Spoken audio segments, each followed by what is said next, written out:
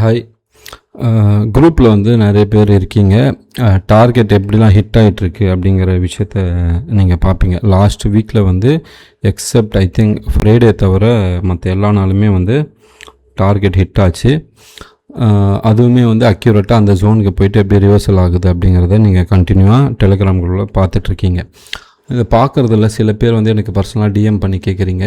நீங்கள் கொடுக்குற லெவல்ஸ்லாம் பர்ஃபெக்டாக ரீச் ஆகுது, பட் அது எப்போ எடுக்கணும், எப்படி எடுக்கணும், எப்போ பை சைடு எப்போ செல் சைடு எங்களுக்கு தெரியல, அதுக்கு ஏதாச்சும் எக்ஸ்ப்ளனேஷன் தர முடியுமான்ற மாதிரி கேட்குறீங்க. ஓகே, அதுக்கான எக்ஸ்ப்ளனேஷன் இந்த வீடியோவில் நான் தரேன். இன்னொன்று வந்து லாஸ்ட் வீக்கில் வந்து நீங்கள் கேட்டிருந்தீங்க, இந்த tug of war zone and இந்த சர்க்கஸ் துப்பாக்கி இந்த ரெண்டுமே எப்படி ஒர்க் அவுட் ஆச்சு அப்படிங்கிற எக்ஸ்ப்ளனேஷன் நான் சொல்கிறேன்னு சொல்லியிருந்தேன்.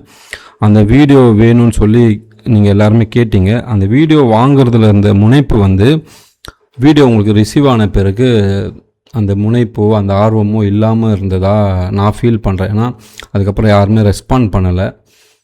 இதை நான் எப்படி எடுத்துக்கிறேன்னா ரெண்டு வகையில் எடுத்துக்கிறேன். ஒன்று, உங்களுக்கு புரியல, இல்லைன்னா வந்து உங்களுக்கு வந்து பெருசாக இதில் ஒன்றுமே இல்லைப்பா, சிம்பிளான வேர்ட்ஸில் ஏதோ எக்ஸ்பிளைன் பண்ணுறாருப்பா அப்படின்னு சொல்லிட்டு போகலாம். ஸோ இந்த சிம்பிளான வேர்ட்ஸில் எக்ஸ்பிளைன் பண்ணுறாரு, டெக்னிக்கலாக அதாவது ஒரு வேர்டிங்ஸ் வந்து பவர்ஃபுல்லான வேர்டிங்ஸ்லாம் யூஸ் பண்ணலை, ஒரு பவர்ஃபுல்லான வேர்டிங்ஸ்லாம் வந்து இவர் சொல்லவே மாட்டுறாரு, ஜஸ்ட்டு ரெகுலரான டேர்ம்ஸில் வந்து இவர் எக்ஸ்பிளைன் பண்ணுறாருன்னு சொல்லி மேபி சில பேர் நினைக்கலாம். அவங்களுக்கு எல்லாருக்குமே நான் கேட்குற ஒரே கொஸ்டின்,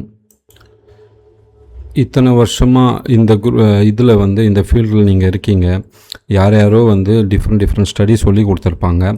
அதில் வந்து உங்களுக்கு நீங்கள் ஆசைப்படுற அந்த டேர்ம்ஸ், லைக் இப்போ வந்து ஐசிடி நம்ம எடுத்துக்கிறோம். நீங்கள் ஐசிடியில் வந்து உங்களுக்கு ஏஎம்டி பற்றி பேசுகிறாங்க, அக்குமுலேஷன், டிஸ்ட்ரிபியூஷன், மேனிப்புலேஷன் பற்றி பேசுகிறாங்க, பிரேக் ஆஃப் ஸ்ட்ரக்சர் பற்றி பேசுகிறாங்க, பிரேக் ஆஃப் பேலன்ஸ், ப்ரைஸ் ரேஞ்சை பற்றி பேசுகிறாங்க, சிஇ பற்றி பேசுகிறாங்க, கன்சிக்வன்ஸ் என்க்ரோச்மெண்ட் பற்றி பேசுகிறாங்க, சேஞ்ச் ஆஃப் கேரக்டர் பற்றி பேசுகிறாங்க. இந்த மாதிரி டிஃப்ரெண்ட் டேர்ம்ஸ் யூஸ் பண்ணுறாங்க. அதே மாதிரி வந்து எஸ்எம்சி வந்துட்டோன்னா சப்ளை அண்ட் டிமாண்டை பற்றி பேசுகிறாங்க, சேஞ்ச் ஆஃப் கேரக்டர் பற்றி பேசுகிறாங்க, ஆர்டர் பிளாக் பற்றி பேசுகிறாங்க, இம்பேலன்ஸ் பற்றி பேசுகிறாங்க. இந்த மாதிரி டெக்னிக்கல் டேர்ம்ஸ் எல்லாமே உங்களுக்கு தேவையா? டே டு டே லைஃப்பில் உங்களுக்கு டெக்னிக்கல் டேர்ம்ஸ் தேவையா? நீங்கள் ப்ராஃபிட் பண்ணுறதுக்கு உங்களுக்கு டெக்னிக்கல் டேர்ம்ஸ் தேவையா?